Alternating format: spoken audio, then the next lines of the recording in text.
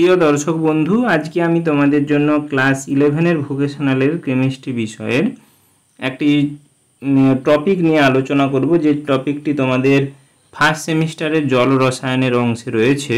সেই অংশতে আমরা জানব উদ্যাগী কেলাস বা ইফ্লোরোসেন্স ক্রিস্টাল এবং উদ্গ্রহণ কেলাস বা ডেলিকুইশন ক্রিস্টাল, জলাকর্ষী কেলাস বা হাইগ্রোস্কোপিক ক্রিস্টাল কি সেই সম্পর্কে আমরা জানব। এবং এই প্রশ্নগুলো বা এখান থেকে তোমাদের কিন্তু শর্ট প্রশ্ন পরীক্ষার জন্য খুবই গুরুত্বপূর্ণ। তাই ভিডিওটি সম্পূর্ণ দেখার আবেদন থাকলো। তাহলে সময় নষ্ট না করে চলে যাওয়া যাক মূল ভিডিওতে।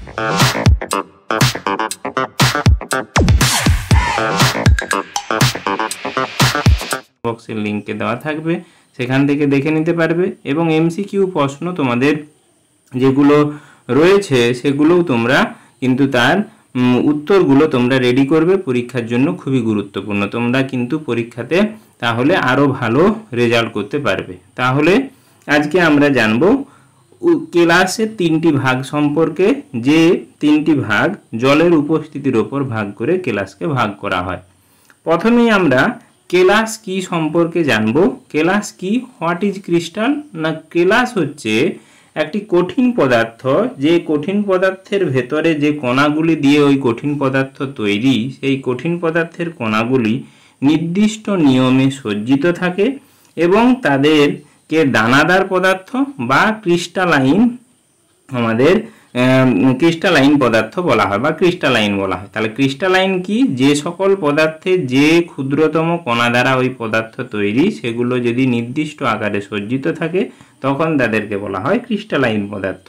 ওই ক্রিস্টালাইন জাতীয় পদার্থের অণুগুলো যখন সুনির্দিষ্টভাবে সজ্জিত থাকে এবং একটি ত্রিমাত্রিক রূপ লাভ করে এবং নির্দিষ্ট সুষম জ্যামিতিক গঠন বিশিষ্ট সূক্ষ্ম প্রান্তযুক্ত সমতল পৃষ্ঠদেশ দ্বারা সীমাবদ্ধ কঠিন বস্তুকেই বলা হয় ক্রিস্টাল। অর্থাৎ ক্রিস্টাল একটা সমতলিক, তার পৃষ্ঠতল থাকবে এবং সেটি ত্রিমাত্রিক আকৃতি এবং সুষম আকার বিশিষ্ট হবে, তখনই সেই পদার্থকে বলা হবে ক্রিস্টাল। ক্রিস্টালের যেমন উদাহরণ চিনির দানা হতে পারে, ফটকিরি হতে পারে, তুঁত হতে পারে, আরও বিশেষ কিছু ক্রিস্টাল রয়েছে, তুঁত বা কপার সালফেট। আমরা কেলাসের জলের উপস্থিতি এবং জলের সঙ্গে বিক্রিয়া ভিত্তিতে কেলাসকে তিনটি ভাগে ভাগ করা যায় বলেছি প্রথমেই। যেটি আমরা প্রথম সম্পর্কে জানব সেটা হচ্ছে উদ্যাগী কেলাস।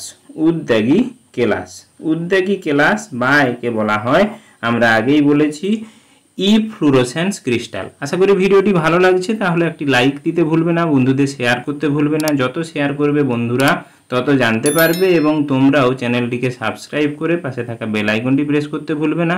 তোমাদের মার্চে জানি তোমাদের পরীক্ষা রয়েছে, সেই পরীক্ষা বিষয়ের সম্পর্কিত যত তোমাদের কেমিস্ট্রি বিষয়ের টপিক রয়েছে সেগুলো আশা করছি তোমাদের সামনে উপস্থাপন করব। এই জন্য তোমাদের অবশ্যই লাইক, সাবস্ক্রাইব, শেয়ার তোমাদের অবশ্যই করতে হবে, না হলে কিন্তু আমার পক্ষে তোমাদের সামনে নিত্য নতুন ভিডিও উপস্থাপন করা খুবই কষ্টকর হয়ে উঠবে। তাহলে উদ্যাগী কেলাস সম্পর্কে আমরা জানব। উদ্যাগী কেলাসকে বললাম যে ইফ্লোরোসেন্স বলা হয়, ইফ্লোরোসেন্স ক্রিস্টাল বলা হয়। কেলাস কথার অর্থ কিন্তু ক্রিস্টাল। তাহলে ইফ্লোরোসেন্স ক্রিস্টাল বা উদ্যাগী ক্রিস্টাল সম্পর্কে জানব। উদ্যাগী ক্রিস্টাল কি?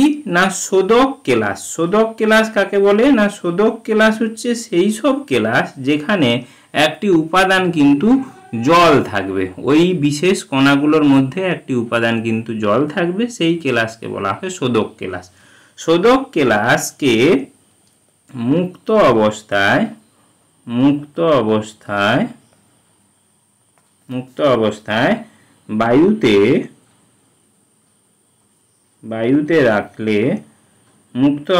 বায়ুতে রাখলে যদি কেলাসের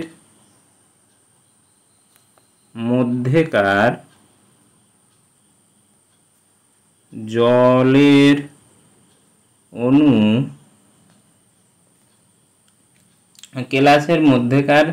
জলের অণু সম্পূর্ণ বা অসম্পূর্ণ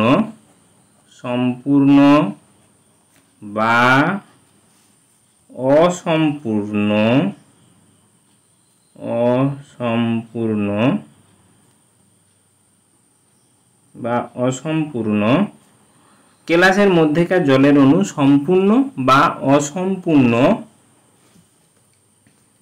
বা বলতে পারি আংশিকভাবে অসম্পূর্ণভাবে বাষ্পীভূত হয় তবে সেই কেলাসকে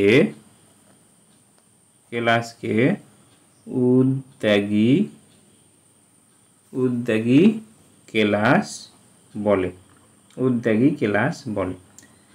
তাহলে উদ্যাগী কেলাস কাকে বলে না, উদ্যাগী কেলাস আমরা বললাম শোধক কেলাস, অর্থাৎ যে কেলাসের একটি উপাদান কিন্তু জল, সেই শোধক কেলাসকে মুক্ত অবস্থায় বায়ুতে রাখলে যদি কেলাসের মধ্যেকার জলের অণু সম্পূর্ণ বা অসম্পূর্ণভাবে বাষ্পীভূত হয় তবে সেই কেলাসকে আমরা উদ্যাগী কেলাস বলা হয়।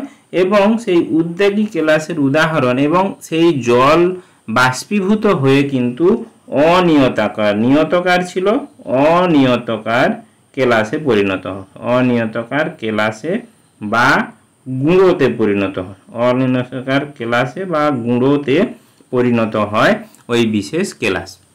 উদাহরণ সোডিয়াম বাইকার্বনেট Na2CO3 এবং এতে 10 অণু কিন্তু জল থাকে। এই সোডিয়াম বাইকার্বনেট যদি মুক্ত অবস্থায় রাখা হয় সেই শোধক কেলাস বায়ুতে কি করে 9 অণু জল বায়ুতে বাষ্পীভূত করতে পারে তখন কিন্তু সোডিয়াম কার্বনেটের গুঁড়োতে পরিণত হবে। সেই গুঁড়ো Na2CO3 এবং 1 অণু জল থাকবে বা H2O। এই হচ্ছে তোমার গুঁড়ো সোডিয়াম কার্বনেটের তোমাদের সংকেত। এছাড়াও আরো একটি উদাহরণ রয়েছে, সেটা হচ্ছে তোমাদের সোডিয়াম সালফেট Na2SO4 10 অণু জল। এই সোডিয়াম সালফেটও কি করে মুক্ত অবস্থায় রাখলে এর থাকা জল বাষ্পীভূত আকারে বা পরিবেশে মিশে যায়, তাকে বলা হয়, সেই সব কেলাসকে বলা হয় উদ্যাগী কেলাস। এবারে আমরা দ্বিতীয় যে বিশেষ কেলাস সম্পর্কে জানবো সেটা হচ্ছে উদগ্রহণ কেলাস বা যাকে বলা হয় ডেলিকিউশনস ক্রিস্টাল। উদগ্রহণকারী কেলাস কাকে বলে? উদগ্রহণকারী কেলাস হচ্ছে বিপরীত, এখানে যেরকম বায়ুতে মুক্ত অবস্থায় অনার্দ্র কোনো কেলাসকে রাখলে সেই কেলাস যদি বায়ু থেকে থাকা জলীয় বাষ্প শোষণ করে বা বায়ুতে থাকা জলীয় বাষ্পকে দ্বারা শোষণ করার পরে সেই জলীয় বাষ্পের সঙ্গেই যদি সেই পদার্থ গলিত হয় বা মিশে যায় তখন সেই কেলাসকে বলা হয় তোমাদের উদগ্রহণকারী কেলাস। তাহলে উদগ্রহণকারী কেলাস কাকে বলবো? যে সকল কেলাস মুক্ত অবস্থায় রাখলে সাধারণ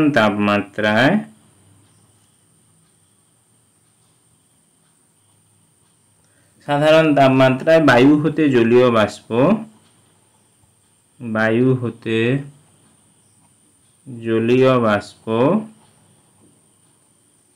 শোষণ করে তাতেই দ্রবীভূত হয় সেই কেলাসকে উদগ্রহণ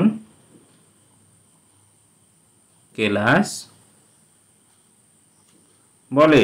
যেমন উদাহরণ আমরা যদি বলি, উদাহরণ হচ্ছে ক্যালসিয়াম ক্লোরাইড বা ম্যাগনেসিয়াম ক্লোরাইড। এই লবণগুলো কিন্তু নুনে থাকার জন্য বর্ষাকালে নুনকে যদি খোলা বাতাসে রাখা হয় নুন কিন্তু জড়কে যায় বা নুন জলে পরিণত হয়। তার কারণ হচ্ছে এই ক্যালসিয়াম ক্লোরাইড বা ম্যাগনেসিয়াম ক্লোরাইড মুক্ত অবস্থায় বায়ুতে থাকা জলীয় বাষ্প শোষণ করে সেই জলীয় বাষ্পতেই এরা দ্রবীভূত হয়, সঙ্গে সোডিয়াম ক্লোরাইডকেও দ্রবীভূত করে। তাহলে উদাহরণ উদগ্রহণকারী কেলাসের ম্যাগনেসিয়াম ক্লোরাইড, ক্যালসিয়াম ক্লোরাইড। এরপরে আমরা যে বিশেষ কেলাসের প্রকারভেদটি জানবো সেটা হচ্ছে জলকর্ষী কেলাস বা যাকে বলা হয় হাইগ্রোস্কোপিক কেলাস। হাইগ্রোস্কোপিক কেলাস কি না, যে সকল কেলাস মুক্ত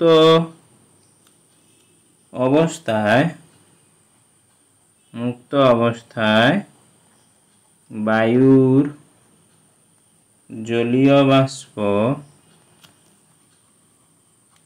বাষ্প শোষণ করে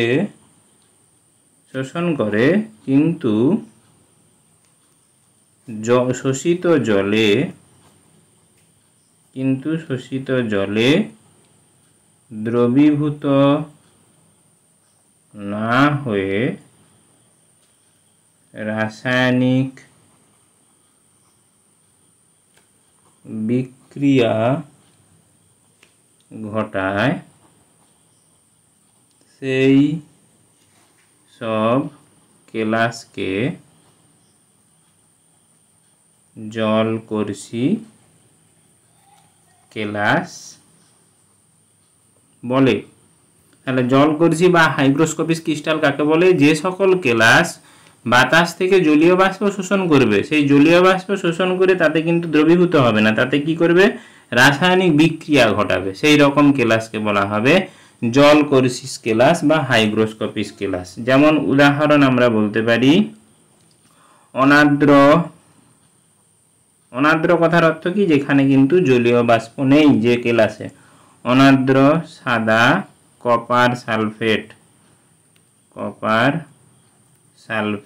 এটা কিন্তু কপার সালফেট। অনার্দ্র সাদা কপার সালফেট হচ্ছে তোমার জলাকর্ষী একটি পদার্থ। এবং বলতে পারি ক্যালসিয়াম অক্সাইড